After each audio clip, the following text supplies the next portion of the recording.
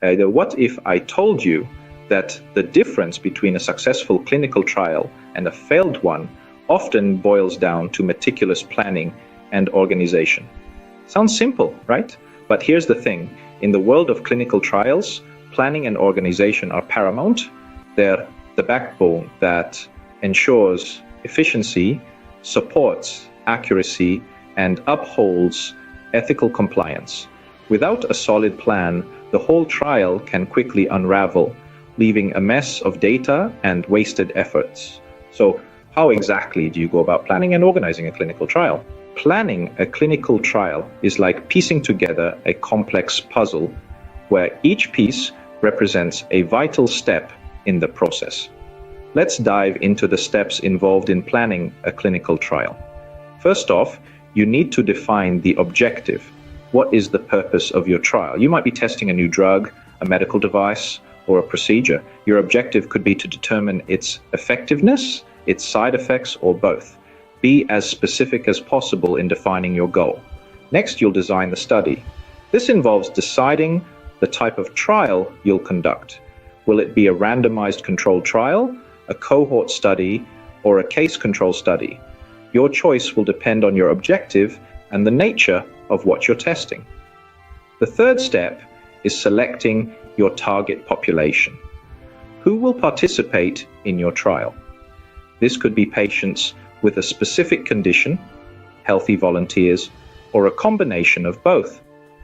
Your population should be representative of those who would use the treatment or procedure in the real world.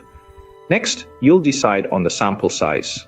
This is the number of participants you need in your trial to ensure that the results are statistically significant. The size will depend on factors such as the expected effect of the treatment and the variability of the outcome. Determining the methodology is the fifth step. This involves deciding how you'll carry out the trial. You'll need to plan how to randomize participants, how to administer the treatment or procedure, and how to monitor and record results. Then you'll establish the data collection and analysis process. How will you collect data from the trial? How will you analyze it to draw conclusions? You'll need to have a clear plan in place to ensure that your data is robust and reliable. Finally, you'll need to prepare for an ethical review.